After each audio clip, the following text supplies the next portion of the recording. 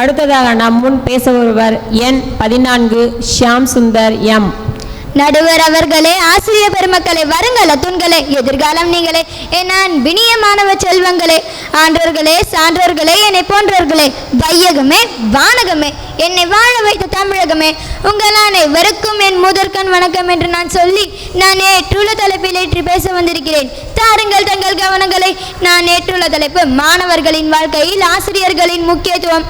அன்னை அளவிற்கு அக்கறை காட்டி, தந்தை அளவிற்கு கண்டிப்பை கூட்டி, ஏணி போன்று உயரத்தில் ஏற்றி எதிர்பார்ப்பில்லாத நல் வழிகாட்டி, தன்னால் வளர்ந்த ஒருவனை பார்த்து பொறாமைப்படாத ஒரே பணி, பிறர் நலனுக்காக தன்னே அர்ப்பணிக்கும் ஒரு பணி, வேலையை சேவையாகவும் சேவையையே வேலையாகவும் செய்யும் ஒரு பணி என்றால் அது ஆசிரிய பணி.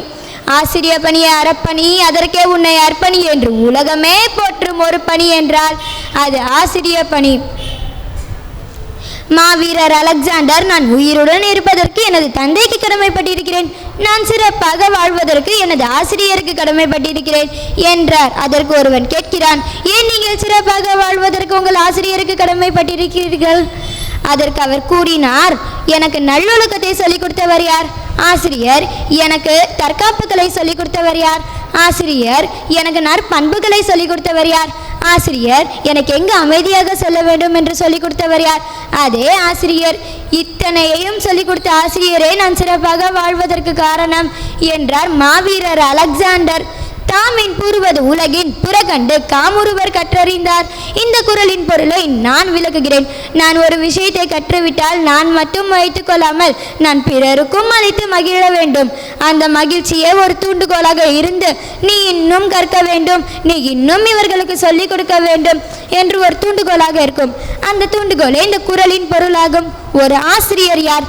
ஒருவர் படிப்பது, எழுதுவது, கணிதம் மேலும் பல புதிய பாடங்களை, அதாவது புதிய விஷயங்களை கற்றுக் கொடுக்கும் நபர். அவர் உங்கள் ஆசிரியராக இருக்கலாம், ஆசிரியராக இருக்கலாம், ஏன் உங்கள் பயிற்சியாளராக கூட இருக்கலாம். புதிதாக ஒரு விஷயத்தை சொல்லிக் கொடுக்கும் நபர் ஆசிரியர். ஆசிரியர்களும் உங்கள் பெற்றோர்களைப் போலவே உங்கள் வாழ்க்கை பயணத்தில் வழிகாட்டுகின்றனர், உங்கள் கேள்விகளுக்கு பதிலளிக்கின்றனர்.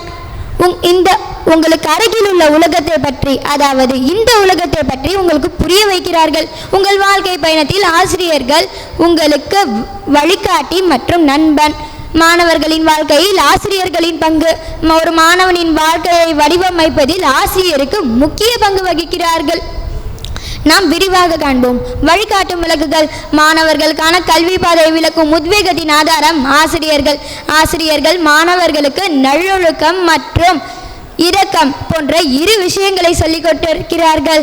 ஆசிரியர்கள் மாணவர்களுக்கு அவர்களின் அனுபவத்திலிருந்தும் பாடம் எடுக்கிறார்கள். முன்மாதிரிகள் மற்றும் வழிகாட்டிகள். ஆசிரியர்கள் மாணவர்களுக்கு வழிகாட்டிகளாகவும் முன்மாதிரிகளாகவும் இருக்கிறார்கள். வழிகாட்டிகளாகவும் முன்மாதிரிகளாகவும் இருக்கிறார்கள். வகுப்பறைக்கு உள்ளேயும் வெளியேயும் நல்லொழுக்கத்துடனும் இருக்க வேண்டும் என்று சொல்லிக் கொடுக்கிறார். எனக்கு ஒரு ஆசிரியர் இல்லை என்றால் இன்று நான் இந்த பேச்சு போட்டியில் கலந்து கொண்டிருப்பேனா அல்லது நான் இங்கு பேசி கொண்டிருப்பேனா? இவை அனைத்திற்கும் முக்கியமான காரணம் ஒரு ஆசிரியர். ஒரு மருத்துவர் அவரது நோயாளி நல்லா இருக்க வேண்டும் என்று சிகிச்சை பார்ப்பார். ஒரு பொறியாளர் புதிதாக கட்டடம் கட்ட வேண்டும் என்று நினைப்பார். ஒரு கவிஞர் புதிதாக கவிதை எழுத வேண்டும் என்று பார்ப்பார். அனைவரும் அவர்கள் பணி சார்ந்த வேலையை செய்கிறார்கள். ஆனால் இந்த சங்க நாடே, சமூகமே, உலகமே முன்னேற வேண்டும் என்று நினைக்கும் ஒரே ஜீவன் ஆசிரியர் தாங்க. அவங்கள தவிர வேற யாரும் இந்த உலகத்துல உண்மையா அடுத்தவங்க முன்னேறணும்னு நினைக்கிறதே இல்லை. இதை சொல்லி நான் எனது முடிவுரைக்கு செல்கிறேன். சாரி இல்லாத பழம் ருசிக்காது, வலி இல்லாத வாழ்க்கை ரசிக்காது, துன்பம் வரும்போது துவனாது, தோல்வியை கண்டு கலங்காது. வெற்றியோ தோல்வியோ எதுவரையிலும் நாம் கடமையை செய்வோம். வெற்றி கிடைத்தால் அடக்கம் எழட்டும், தோல்வி கிடைத்தால் அனுபவம் வரட்டும். முடிவில் வணங்குவது என் வழக்கம். வாய்ப்பிற்கு நன்றி, வணக்கம்.